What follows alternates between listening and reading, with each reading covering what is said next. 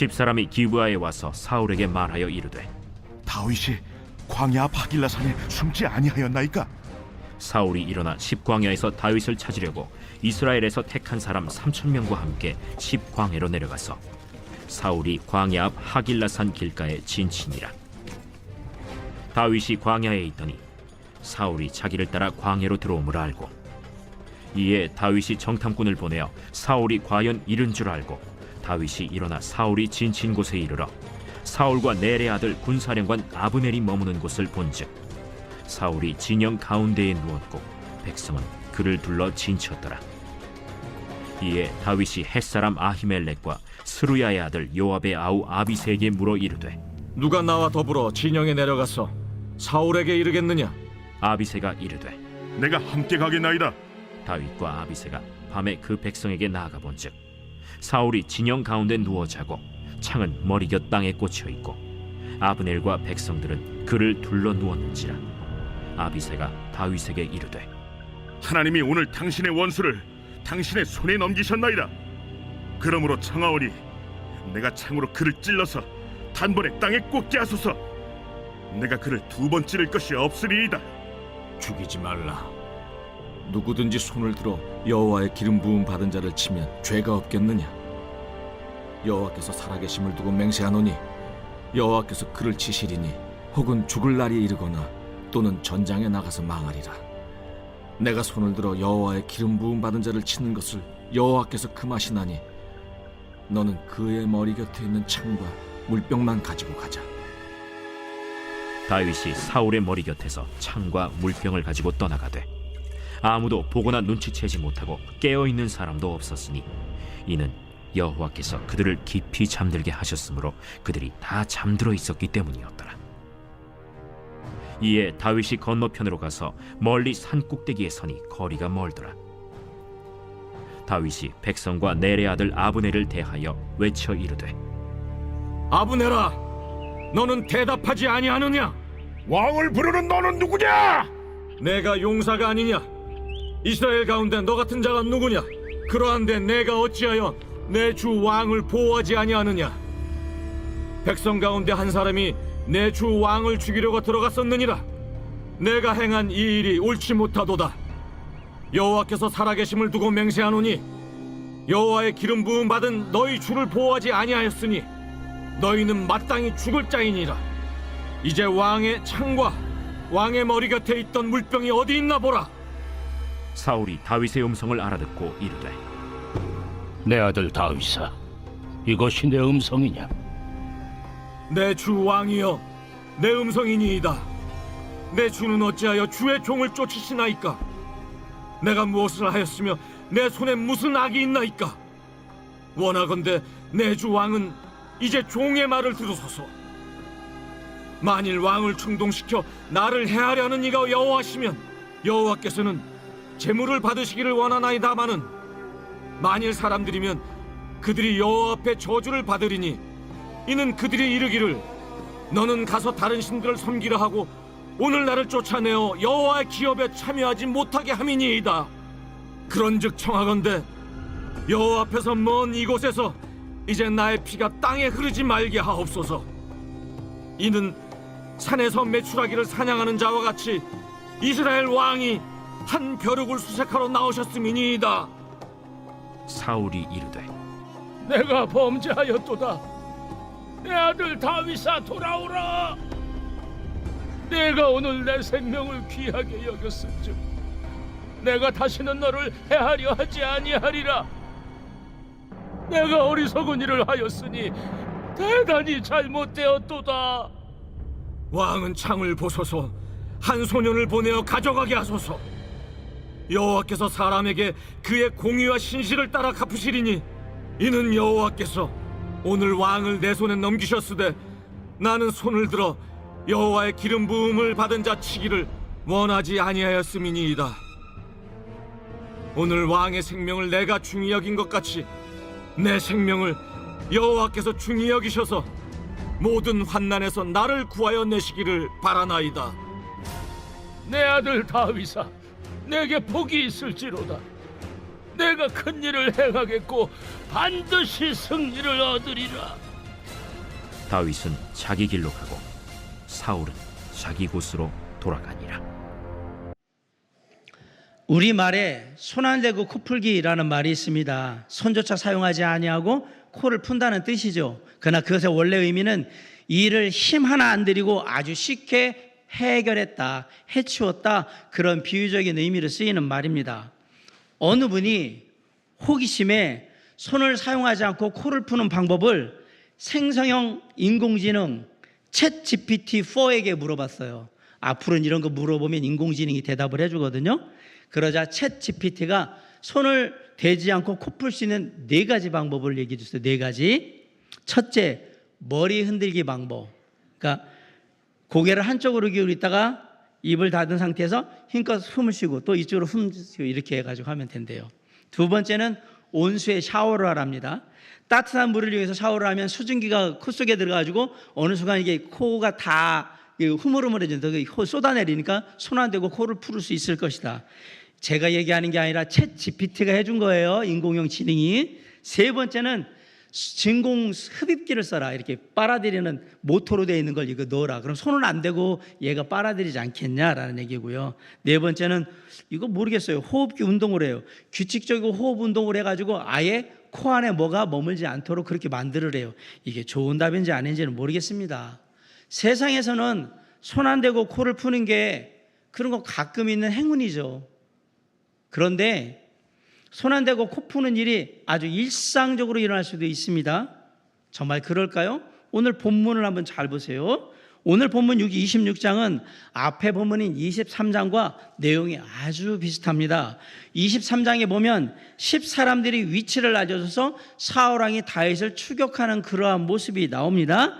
그런데 26장에도 동일한 장면이 나오고 있습니다. 1절 한번 읽어볼까요? 자, 시작. 10사람이 기브아에 와서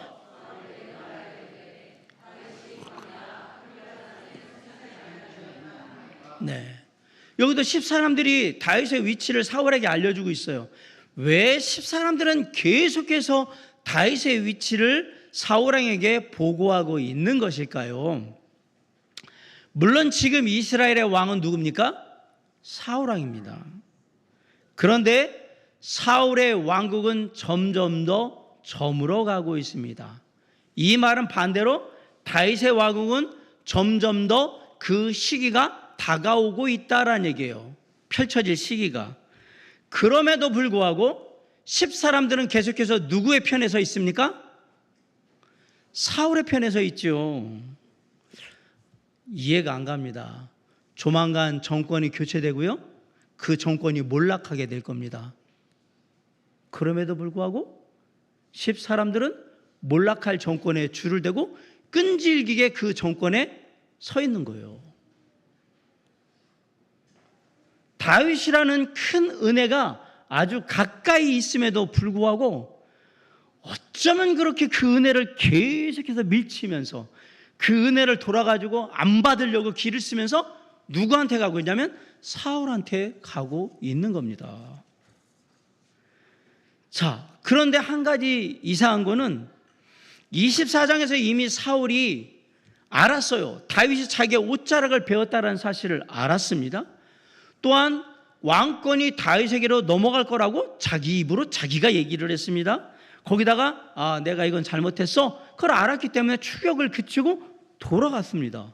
그런데 한 장이 지나가기도 전에 사울이 다시 군사들을 이끌고 다윗을 잡으러 오게 된 겁니다. 이 모두가 10사람들이 정보를 제공해 준 때문에 지금 일어난 일들이에요. 이런 번에서 보면 10사람들은 정말 어리석은 사람들이에요. 다윗의 이야기를 듣자마자 사울왕은 자신도 모르게 이미 군사 3,000명을 이끌고 다윗을 잡으러 가고 있는 거예요. 본능적으로. 그러고 보면 사람이 변한다는 게 마음 먹는다고 되는 게 아니에요. 그리고 한번 잘했다고 해서 사람이 변하냐? 그것도 아니라는 사실을 우리는 사울을 통해서 알 수 있는 겁니다. 그렇게 사울이 군사를 이끌고 오고 있다라는 소식이 다윗에게도 들리게 됩니다. 야, 불과 얼마 전에 내가 동굴에서 목숨을 살려줬는데 다시는 죽이지 않겠다고 약속하고 그렇게 가셨는데 또 와. 다시 시작된 사울의 추격 소식에 다윗은 과연 어떤 마음이었을까요? 처음에는 이게 막 믿기지 않았던 것 같아요. 왜? 정탐꾼을 보내는 거 보세요. 우리 3절 4절 한번 보세요. 시작. 사울이 광야 앞 하길라 산 길가에 진친이라.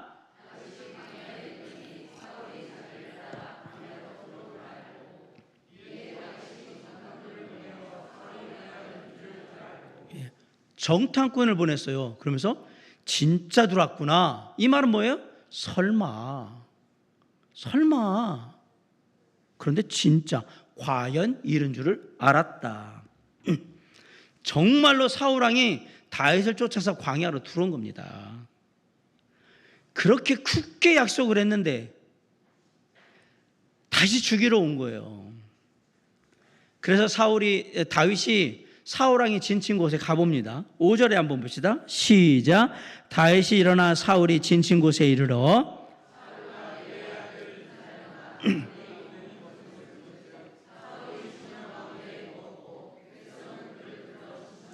네. 그리고 나서 6절에 보니까 그곳에 다윗이 요압의 아우인 아비새와 함께 잡으러 거기 온 백성들 수천 명의 군사들이 있는 그곳에 몰래 다윗이 숨어들게 됩니다. 아비새와 함께 둘이서. 정말 대단한 용기이지 않습니까? 몰래 숨어든 다윗은 그곳에서 세 가지를 보게 되는데요. 첫째, 잠들어 있는 사울왕을 보게 됩니다. 그런데 사울왕만 잠들어 있는 게 아니라 다 잠들어 있었어요. 놀랍게도 성경은 하나님께서 그렇게 깊게 잠들게 하셨다라고 말씀합니다. 우리 12절 한번 볼까요? 시작. 다윗이 사울의 머리 곁에서 창과 물병을 가지고 떠나가되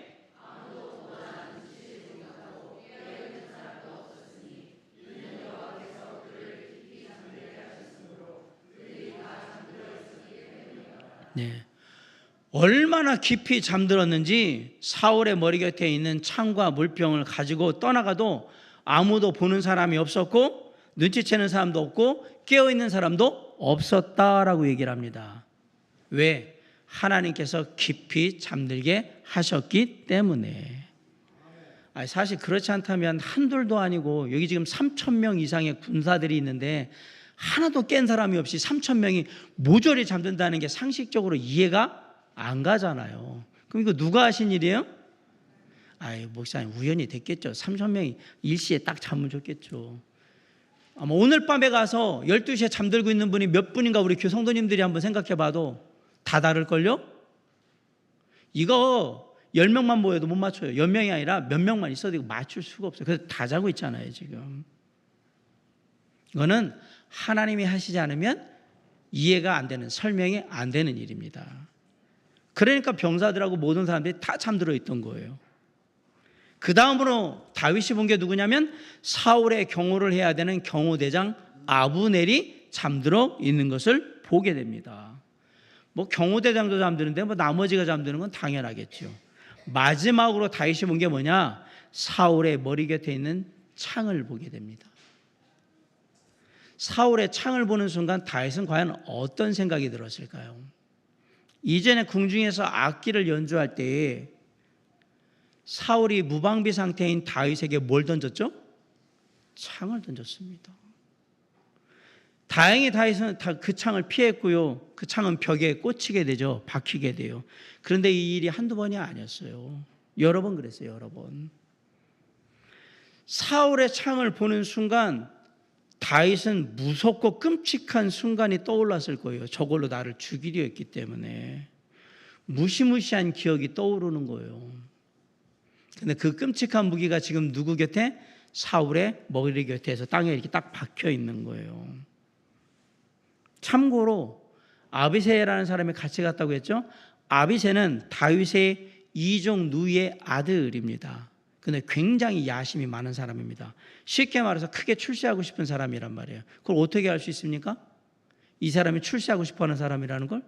여러분 같으면 목숨 걸고 여기 들어가겠냔 말이에요. 안 들어가죠?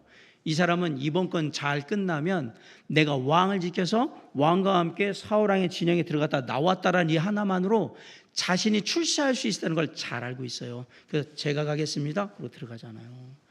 엄청나게 야심이 많은 사람이에요. 그러니까 목숨 걸고 여기를 들어가죠.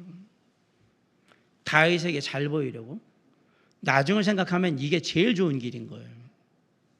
아비새는 다윗이 왕위에 올라야만 자기에게 좋다. 쉽게 말하면 자기가 원하는 모든 것을 이룰 수 있다라고 믿고 있는 겁니다. 그래서 이제 다윗에게 뭐라고 얘기하느냐? 8절 한번 봅시다. 시작. 아비새가 다윗에게 이르되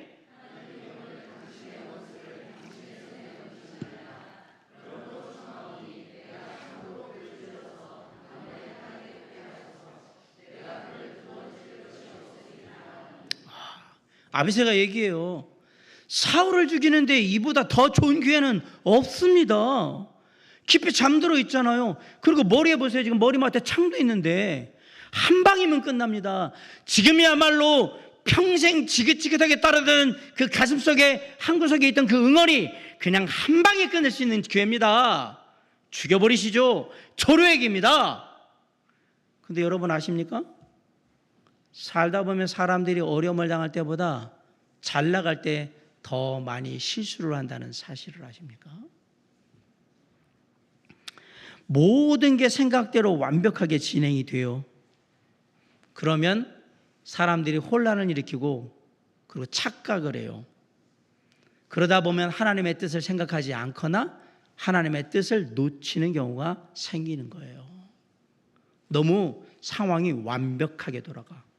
그래서 항상 제가 입버릇처럼 얘기하잖아요. 잘 나갈 때 뭐 하라고요? 잘 나갈 때 막 하라고요? 잘 나갈 때, 잘 될 때 반드시 조심하셔야 합니다. 그렇게 보면 자꾸 장애물을 부딪히고 어려움 당한 사람들이 더 좋을 수가 있는 거예요. 왜? 이때일수록 정신 차려야 된다. 내가 하나님 의지해야 되고 하나님 바라봐야 된다. 그렇게 생각할 가능성이 높으니까 하나님의 도우심을 받아야 돼. 그러니까 더 하나님께 집중하고 더 하나님께 시집성을 고정할 수 있는 가능성이기 때문에 그래서 우리의 인생의 고난은 우리에게 고난으로 끝나지 않는 거예요. 공교롭게도 지금 다윗에게 한 방에 모든 문제를 해결할 수 있는 아까 우리가 예화에서 만난 손알대고 코풀 수 있는 절호의 기회가 온 겁니다. 말 그대로 이보다 더 좋을 수는 없어요. 그렇게 얼마든지 생각할 수 있는 다윗에게 아비새가 얘기해요. 참도 저기 있네요. 단번에 찔러 죽여버립시다. 정말 한 방에 끝낼 수 있습니다. 그리고 뭐라고 얘기해요? 제가 할게요. 제가 할게요. 이거 참 달콤한 유혹입니다. 왜요? 다윗의 입장에서는 손에 피 한 방울 안 묻히고 누구를 처리할 수 있습니까? 사울왕을 처리할 수 있습니다. 누가 뭐라고 하면 내가 하나님의 기름 부은 자 사울왕은 죽이지 않았어요. 나는 안 했는데 부하인 아비새가 죽인 거예요 라고 얘기만 하면 돼요. 얼마나 좋아요. 그냥 아비새가 나서서 자기 손으로 한다고 할 때 모른 척하면 되는 거예요. 그러면 다 끝납니다. 한 방에 모든 인생의 문제가 다 해결됩니다. 이보다 더 명분이 정확하고 합법적인 기회는 다시는 안 옵니다. 지금 다 됐잖아요. 세팅이 완벽하게 끝났어요. 그런데 다윗이 그렇게 하지 않았습니다. 9절, 10절, 11절로 보세요. 시작. 다윗이 아비새에게 이르되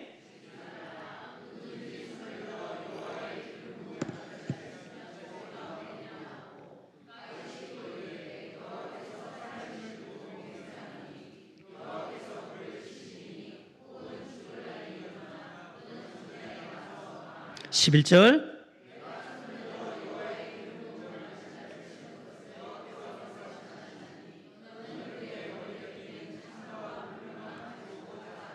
네. 그 누구도 하나님의 기름 부음 받은 자를 쳐서는 안 된다라고 말합니다. 그러면서 뭐라 하냐면 사울왕에 대한 처분은 누가 하신다? 하나님이 알아서 하실 것이다. 그러면서 사울왕의 창과 물병만 가지고 떠나는 거예요. 다행히도 하나님께서 사람들을 깊게 잠들게 하셨기 때문에 아무도 그 상황을 보거나 눈치채지 못하고 깨어있는 사람이 없다. 그래서 무사히 돌아올 수가 있었어요. 다윗은 얼마든지 자신의 힘으로 문제를 해결할 수 있었습니다. 그런데 다윗은 그 방법을 택하지 않았고요, 하나님으로부터 문제를 해결받기를 원했습니다. 그게 믿음의 사람의 태도인 겁니다. 사랑하는 성도 여러분, 스스로 문제를 해결하는 사람이 되지 말고 하나님으로부터 문제를 해결받는 사람이 되시기 바랍니다. 다가올 다윗의 왕국은 장차 이 땅에 있게 될 하나님의 나라의 예표예요. 그렇기 때문에 사람의 인위적인 노력이나 인간적인 방법으로 그 나라가 이루어져서는 안 되는 거예요. 하나님의 은혜로, 하나님의 방식으로 하나님이 주실 때까지 끝까지 기다려야 하는 겁니다. 그게 하나님 나라의 원리였던 거예요. 그래야 그 나라를 통해서 이 땅에 은혜의 하나님 예수 그리스도가 오시는 거니까 그렇게 돼야 하는 거예요. 그렇게 본다면 사울이 다윗을 죽이기 위해서 추격하는 것보다 더 위험한 게 뭐냐? 지금 아비새가 다윗 스스로 사울을 처리할 수 있다라고 계속 유혹하는 이게 더 위험한 거예요. 다행히도 다윗은요, 하나님이 처리하실 때까지 나는 기다리겠다라고 마음먹습니다. 사울왕이 어느 날 어떤 방식으로 죽든지 하나님께서 반드시 심판하실 거다. 그때와 그 방법을 누구한테 맡겼다? 나는 하나님께 맡긴다. 그러면 다윗이 이렇게 생각하고 판단할 수 있었던 이유는 뭘까? 앞장인 25절에 보면 다윗이 나발을 죽일 뻔한 아주 큰 실수를 범할 뻔했죠. 다행히 아시지만 다윗이 나발이라는 문제아를 스스로 처리하려고 했잖아요. 그런데 지혜로운 아비가일 덕분에 그 일을 멈추게 됩니다. 그리고 그 소식을 들은, 다윗이 죽이러 온다는 소식을 들은 나발은 열흘 동안 시름시름 앓다가 하나님이 치셔서 죽었습니다. 모든 생명은 하나님의 손에 들려 있는 것인데 만약에 사소한 복수심 때문에 그걸 참지 못하고 행동으로 옮겼다면 다윗은 하나님 앞에서 범죄하게 되는 겁니다. 그게 25장의 이야기예요. 다윗은 25장의 이야기를 통해서 하나님의 영적인 원리를 깨달은 거예요. 자기를 쫓아 광야에 들어온 이 사울왕을 한 번에 처단할 수 있는 절호의 기회를 맞이했지만 스스로 그 문제를 해결하기보다는 그 방식을 고집하지 않고 전적으로 하나님의 처분에 맡겼다라는 사실이에요. 하나님께서 이 문제를 해결해 주시기를 원합니다. 이게 바로 진짜 신앙입니다. 어찌 보면 신앙생활이라는 것은 하나님께 내 인생의 문제를 계속해서 맡기는 거예요. 이건 어떻게 하면 좋을까요? 저건 어떻게 하면 좋을까요? 그냥 너희 염려를 다 주께 맡겨버리라. 그 가운데 하나님은 우리를 훈련하시는 거예요. 그러면서 우리 안에 역사하시는 하나님께서는 계속 저와 여러분에게 묻습니다. 장신아, 네 명철로 목회할래? 내 은혜로 할래? 장신아, 네 힘으로, 네 능력으로 살래? 아니면 내 도움받으며 살래? 계속 하나님이 우리에게 묻는 거예요. 어떻게 살 거냐고. 가정에서도 마찬가지예요. 내 힘으로, 내가 가지고 있는 정보와 지식으로 애들을 키워볼까? 아니야. 성경 말씀대로 주님께서 도우심을 주시는 데 가운데서 키워볼까? 우리는 계속 고민하게 될 겁니다. 하나님은 계속 질문할 거예요. 너 어떻게 할 건데? 어떤 방식을 취할 건데? 네 뜻대로 하겠니? 아니면 내 뜻대로 할래? 이게 계속 물어볼 거예요. 물론 우리의 머리로는 하나님께 전적으로 맡겨야 한다는 사실을 다 압니다. 마음은 전혀 그렇지 않습니다. 전도서 11장 1절에 너는 네 떡을 물 위에 던져라 여러 날 후에 도로 찾으리라 라는 말씀이 있습니다.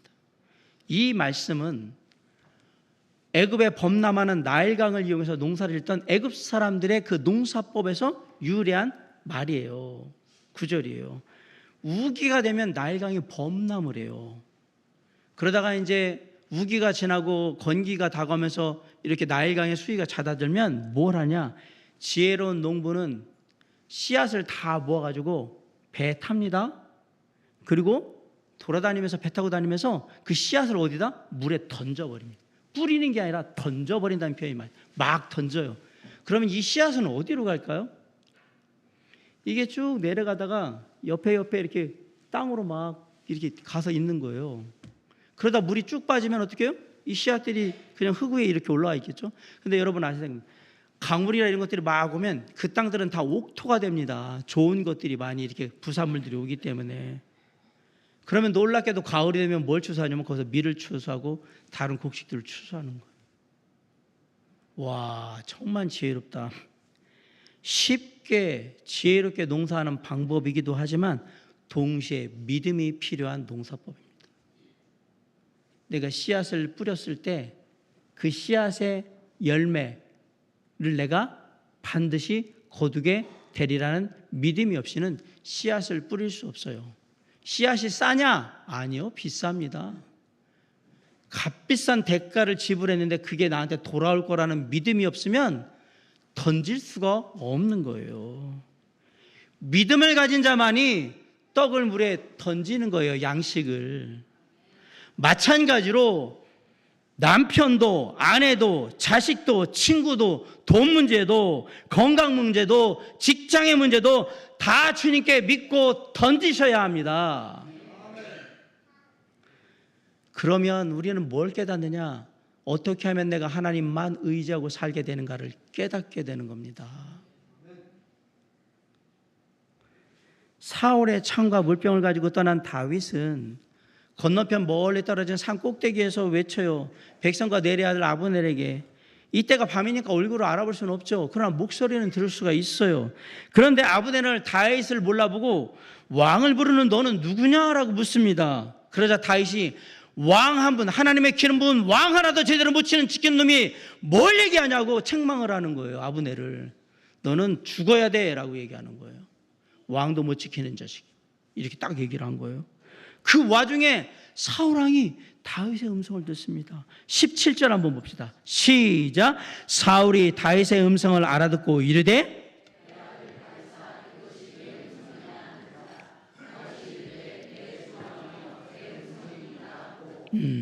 다윗은 사울에게 자신이 죄가 없습니다. 선의를 베풀었습니다라고 얘기합니다. 18절에 또 이르되 내 주는 어찌하여 주의 종을 쫓으시나이까? 내가 무엇을 하였으며 내 손에 무슨 악이 있나이까? 그러면서 진짜 자신을 죽이는 일이 하나님의 일이 맞다면, 하나님이 시키는 일이 맞다면 제가 기꺼이 제물이 되어서 죽겠습니다라고 얘기해요.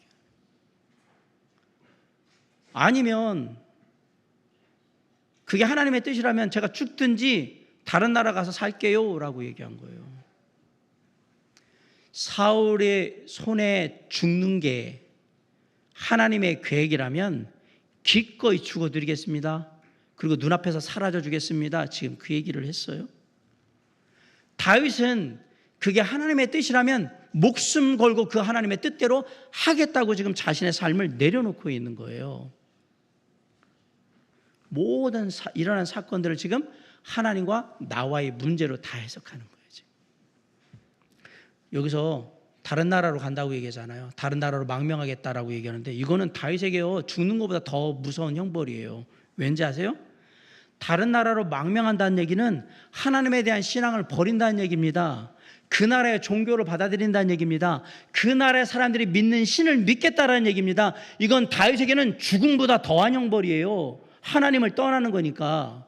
제가 그렇게라도 할게요. 하나님의 뜻이면 제가 그렇게라도 할게요. 그 얘기는 뭐예요? 이건 하나님의 뜻이 아니다라고 얘기하는 거잖아요, 지금. 그러면서 뭐라고 얘기하냐면 저를 좀 불쌍히 여겨주시기 바랍니다. 20절 한번 읽습니다. 시작. 그런즉 청하건대 여호와 앞에서 먼 이곳에서 이제 나의 피가 땅에 흐르지 말게 하옵소서.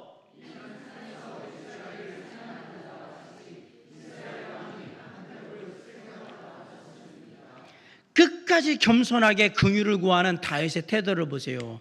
어떻게 왕이 지금 벼룩 한 마리 잡으러 여기까지 오십니까? 나 같은 사람, 아무것도 아닌 사람을 이라고 얘기하잖아요. 그 말에 감동받은 사울이 자신의 잘못을 인정합니다. 21절 있습니다. 시작. 사울이 이르되 내가 범죄하였도다.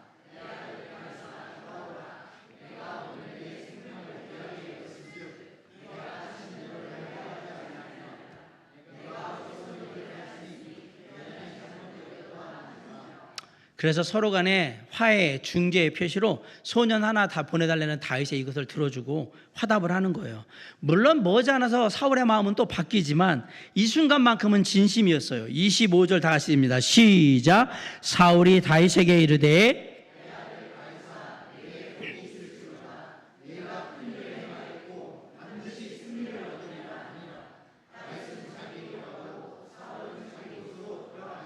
둘이 어떻게 했다고요? 다윗은 또 자기 길로 갔고 사울도 자기 곳으로 돌아갔다라고 했어요. 여기서 질문이 있습니다. 두 사람은 같은 길을 갔습니까? 다른 길을 갔습니까?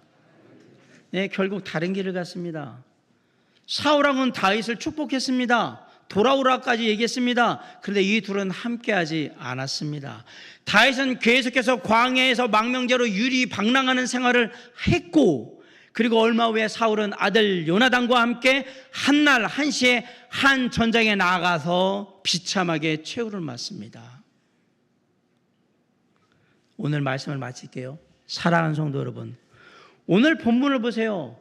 모든 상황이 다윗에게 완벽하게 유리하게 딱 되어 있어요. 하지만 그것은 유혹이었습니다. 우리의 삶에 때때로 문득문득 이러한 상황들이 찾아올 거예요. 모든 게 완벽해. 하나님의 놀라운 축복의 은혜로 보여 막. 그럴 때 영적으로 온전히 깨어있지 않으면 자기 힘대로 자기 능력대로 다 해버릴 거예요. 그럴 때마다 우리 안에 하나님의 뜻에, 하나님의 계획에 민감하게 반응하고 온전히 순종할 줄 아는 지혜로운 마음이 있어야 합니다. 다윗의 마음이 바로 그 마음인 거예요. 더불어 모든 환경이 완벽하게 구비되었다 할지라도 그것이 어쩌면 하나님의 뜻이 아닐 수도 있다라는 사실을 우리가 눈으로 확인할 수 있었어요. 완벽하게 다 됐다고 해서 그게 다 하나님의 축복이냐? 다윗은 얘기해요. 아닐 수 있습니다. 그래서 보여지는 상황의 유혹에 넘어가서 실수하지 않도록 하나님이 우리를 은혜를 베풀어 주시길 바라야 하는 거예요. 그래서 오늘 말씀을 마치면서 이렇게 얘기합니다. 우리 모두의 삶이 내 스스로 모든 문제를 해결하는 삶이 아니라 하나님의 지혜와 능력을 통해서 우리의 삶의 문제를 해결받는 삶이 되시기를 간절히 바라며, 날마다의 우리의 삶의 발걸음 가운데 주님이 함께 하셔서 우리의 삶의 어렵고 힘들고 아프고 괴롭고 답답한 문제들을 해결해 주심으로 하나님으로부터, 우리 주님으로부터 문제를 해결받는 삶, 그 삶이 저와 여러분의 삶이 되어서 우리가 축복된 삶을 이루어 나갈 수 있기를 주님의 이름으로 간절히 축원합니다. 기도하시겠습니다.